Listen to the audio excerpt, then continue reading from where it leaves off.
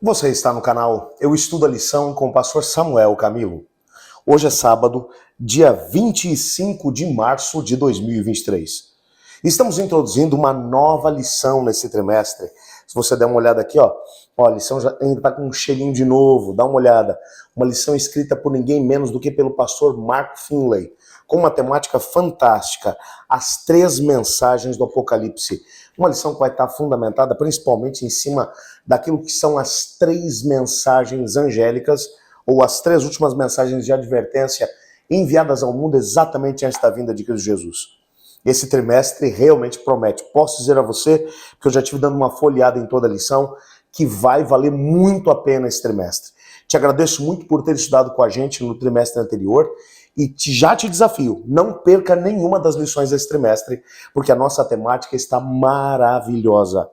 E vamos começar com uma temática na lição número 1, que não poderia ser melhor. A temática é Jesus vence, Satanás perde. O texto que serve como base para o nosso estudo de hoje não poderia estar em outro texto, a não ser no livro do Apocalipse, no capítulo 12, capítulo 12, versículo 17, que diz assim: o dragão se enfureceu com a mulher e passou a fazer guerra contra o restante dos seus filhos, todos os que obedecem os mandamentos de Deus e se mantêm fiéis ao testemunho de Jesus. Apocalipse capítulo 12 é chave para poder compreender toda a estratégia utilizada por Satanás para tentar destruir o povo de Deus no decorrer da história. Quando olhamos aqui para essa profecia, que teremos a oportunidade de estudar durante essa semana, percebemos aqui pelo menos 4 grandes momentos do grande conflito entre as forças do bem e do mal. Lá no nosso auxiliar do professor, na página 15, nós encontramos exatamente isso. 4 grandes episódios nesse grande conflito. Primeiro, a rebelião de Lúcifer contra Deus no céu. É retratada aqui também no capítulo 12. Na sequência, vai aparecer um outro episódio do grande conflito. A tentativa de destruir o bebê Jesus, o recém-nascido bebê Jesus. Na sequência, ainda, o ataque ao povo de Deus durante a Idade Média. Tudo isso está descrito aqui. E, finalmente, o ataque final ao remanescente de Deus nos últimos dias da história desse mundo. E aqui no capítulo 12 você percebe desde o primeiro episódio desse grande conflito que aconteceu no céu, até o último episódio, aquele que vai acontecer aqui na Terra, creio, nos nossos dias, porque vivemos os dias que antecedem ao retorno de Cristo Jesus. Cá entre nós, quando olhamos para algumas situações, olhamos para a política, olhamos para a violência, olhamos para a promiscuidade que tem tido lugar dentro do nosso planeta nesse momento, quando olhamos inclusive para a falta de moral que tem aparecido em tantos estratos da sociedade, inclusive no meio cristão, que deveria estar dando testemunho diante de uma geração perdida, nós vemos as pessoas simplesmente vivendo de uma maneira completamente fora daquilo que é os padrões ou daquilo que a Bíblia vai mencionar para a gente que deve ser a maneira de viver do cristão. E aí olhamos para isso tudo e chegamos a uma conclusão. Vivemos dias realmente complicados, parece que o mal está vencendo. E o pior de tudo é que quando olhamos para aqueles que estão buscando fazer a vontade de Deus, cada vez parece que eles são minoria. O mal parece que está vencendo. O pastor Mark Finley menciona um autor chamado Cormac O'Brien, que ele narra a história de alguns exércitos que eram muito menores e que não tinham a mínima probabilidade para poder vencer algumas batalhas, mas apesar da sua força bélica ser bem menor e a quantidade de soldados bem menor do que a dos seus inimigos, que acabaram vencendo. Ele cita aqui 2 exemplos, como, por exemplo, a batalha dos 55 mil soldados de Aníbal, de Cartago, contra as forças de Roma, do exército romano, que contavam com 80 mil soldados. E apesar dessa diferença discrepante, Aníbal conseguiu vencer. Uma outra coisa que ele acaba aqui mencionando foi a vitória de Alexandre o Grande contra o grande e quase que impossível de ser derrotado exército da coligação dos Médios e dos Persas. Mas que apesar da inferioridade numérica, ainda assim Alexandre conseguiu vencer. E aqui existem outros exemplos que você pode analisar na história, exércitos muito menores que lutaram contra exércitos aparentemente muito maiores, mas que alcançaram vitória.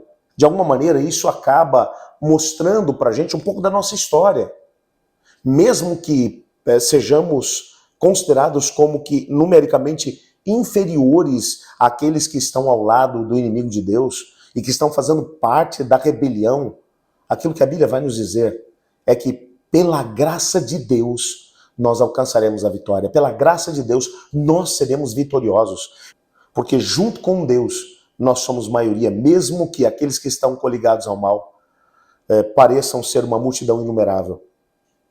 Quando olhamos para a Bíblia, percebemos que quando a rebelião começou no céu, 1/3 dos anjos de Deus ficaram ao lado da rebelião. Então você pega os milhões de milhões, milhares de milhares, milhares de milhares dos anjos do céu, divide em 3 partes iguais. Uma dessas 3 partes ficou com o rebelde, 2 partes ficou com Deus. Só pensando em anjos, o dobro de anjos está ao lado do Senhor. Por isso, quando nos posicionamos ao lado de Cristo, mesmo que as forças do mal estejam completamente arregimentadas contra nós, nós podemos ter a certeza de que teremos a vitória em Cristo Jesus. Nessa semana nós vamos entender cada um desses episódios narrados aqui no capítulo 12. Como foi que a rebelião se estabeleceu em cada um desses episódios e como essas batalhas acabaram terminando. Bom, nós vamos orar para que Deus nos dê a vitória hoje sobre as forças do mal. Mas antes de orarmos por isso, eu gostaria de gastar alguns momentos com o nosso grupo, com a nossa comunidade de oração que se formou aqui no nosso canal. Você já sabe, a gente tem todos os dias separado 5 pedidos ou 5 pessoas pelas quais nós vamos orar. Você deve ter reparado que nessa semana eu estou usando aqui, além da camisa azul, eu estou usando aqui um cordão. O que significa isso? Esse é um cordão que lembra a pessoa com autismo. É um cordão que é usado pela pessoa com autismo para poder identificá-la. No próximo sábado, dia 1º de abril, nós oraremos de maneira muito especial como igreja por todas as famílias que possuem pessoas com autismo. E o grande desafio que a gente está fazendo para você, junto com a RAAFA, que é uma rede de apoio às famílias com autismo, a RAAFA vai estar coordenando uma ação nas igrejas adventistas da divisão sul-americana nesse próximo sábado. O desafio é muito simples, é que nós acabamos seguindo para as igrejas com uma roupa azul, qualquer peça de roupa azul, lembrando as pessoas da igreja de que a igreja deve ser um lugar em que todos têm a oportunidade de aprender a amar a Jesus, inclusive a pessoa com autismo. E o primeiro pedido que eu gostaria de fazer é pela família de fundadores da RAAFA, que é a Kane e, ao mesmo tempo, o pastor Marlon Bruno. Eles vivem lá no Rio Grande do Sul. Pelos filhos deles, a Mia, e principalmente pelo Derek. O Derek tem autismo. Mas tem alguns outros pedidos que foram feitos aqui no nosso chat. Eu te convido a vir comigo. Eu selecionei aqui pelo menos 4 pedidos aqui do nosso chat. Eu começo aqui pelo Márcio Ernesto. Ele diz assim: estou precisando muito de oração. Estou afastado da igreja e não tenho forças para voltar. Márcio, só pelo fato de você ter feito esse pedido, isso significa que o Espírito de Deus está trabalhando no teu coração. Ele vai te dar força, mas faça aquilo que Deus pediu para que você fizesse.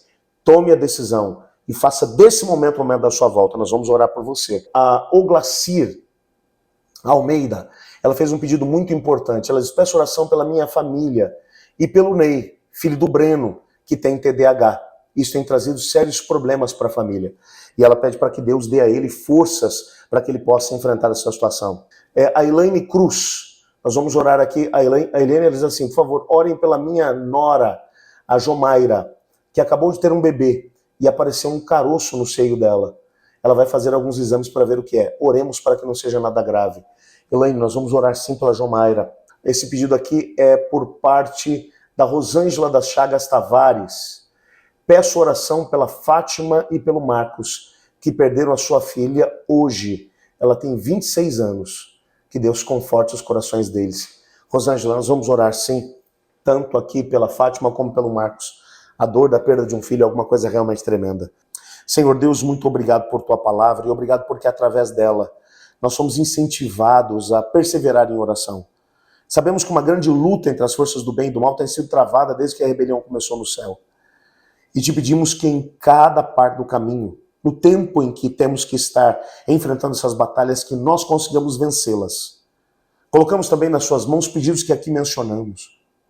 Quero orar de maneira muito especial pela família da Kane, do pastor Marlon, para que eles tenham a possibilidade de conseguir cada vez mais ter do seu Espírito Santo para dirigir esse trabalho tão bonito com a Rafa e ao mesmo tempo pelos seus filhos, pela Mia, pelo Derek, para que eles tenham a possibilidade de crescer sendo uma bênção para a sua família, para a sociedade, para a igreja.